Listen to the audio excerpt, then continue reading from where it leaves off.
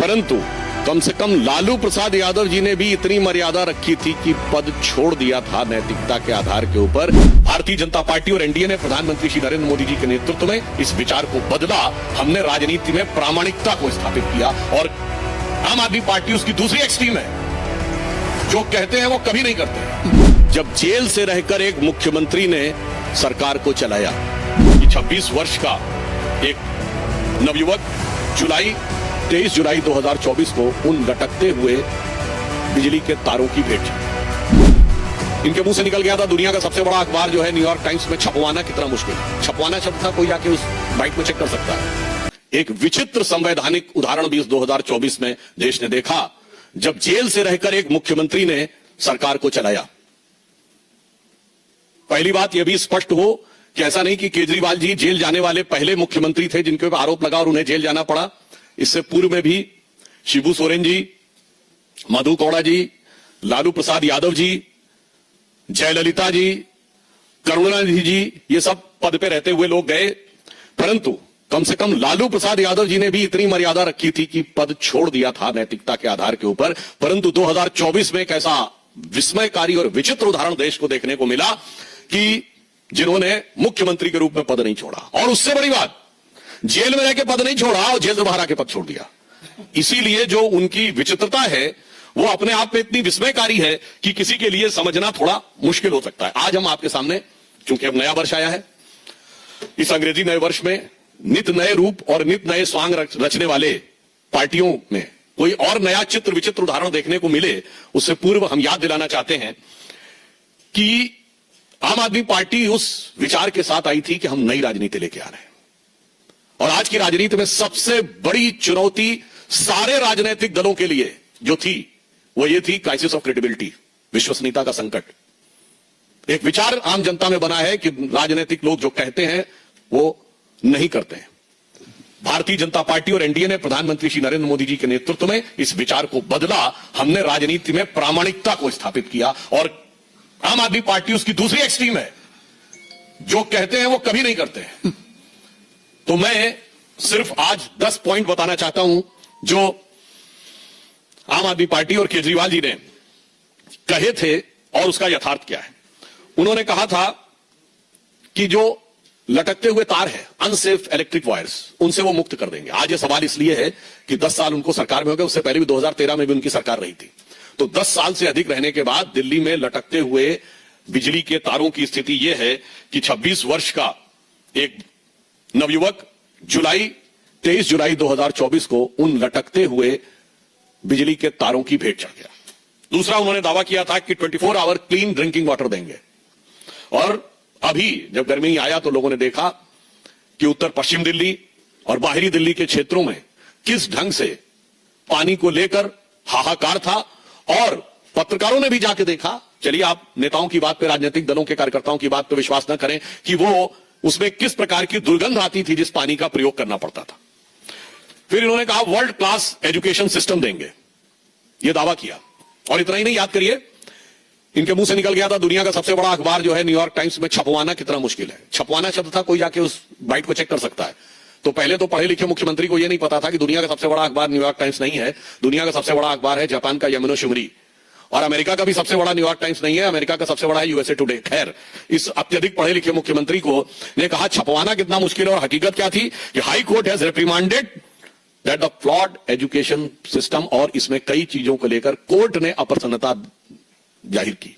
यानी दावा ये और वास्तविकता ये। फिर इन्होंने कहा मेडिकल ट्रीटमेंट को बहुत इंप्रूव करेंगे, और वास्तविकता यह थी कि कोविड के दौरान क्या हाहाकार मचा, और उस हाहाकार के ऊपर ध्यान देने की बजाय प्रचार के ऊपर सारा ध्यान था। आप सबको याद हो कि मोहल्ला क्लिनिकों में जो भ्रष्टाचार की चीजें प्रकाश में आई, जिसमें एक प्रकरण ऐसा था कि एक दिन में 539 लोगों का निस्तारण हुआ, जबकि मोहल्ला क्लिनिक 9 बजे से लेकर 1 बजे तक 4 घंटे में चलती है। 240 मिनट में 539 लोगों का निस्तारण, मतलब 20 सेकंड के अंदर डॉक्टर ने मरीज को देख भी लिया, असेसमेंट कर भी दिया, पर्चा लिख भी दिया और दवा मिल भी गई। और कौन सी ऐसी मोहल्ला क्लिनिक थी जिसकी इतनी कैपेसिटी थी कि सीसीटीवी फुटेज दिखा जाए कि 539 लोग आके कहां खड़े हो गए थे। ये यथार्थ था। उसके बाद उन्होंने कहा पोल्यूशन फ्री इंवायरमेंट देंगे।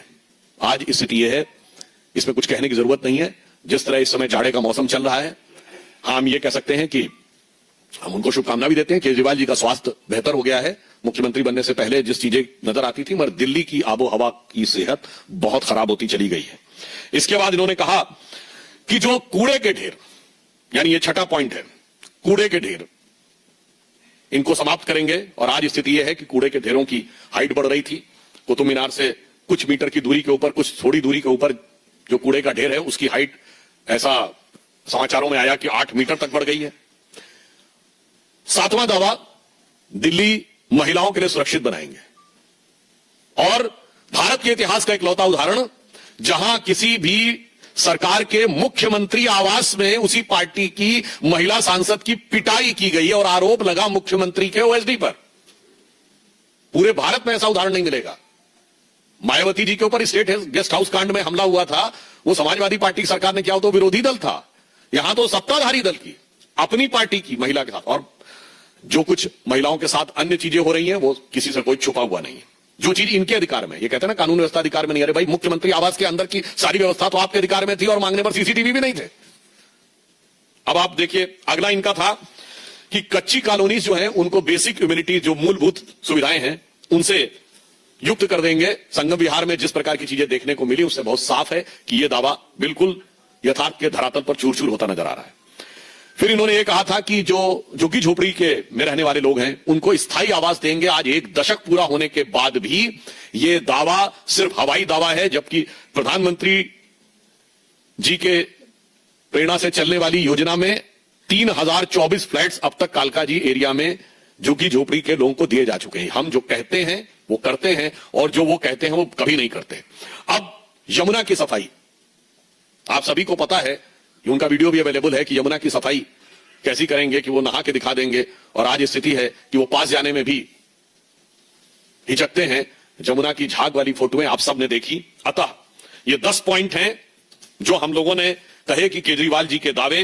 1, बिजली के तार। दूसरा, क्लीन ड्रिंकिंग वाटर। तीसरा, वर्ल्ड क्लास एजुकेशन सिस्टम। चौथा, स्वास्थ्य की बेहतर सुविधाएं।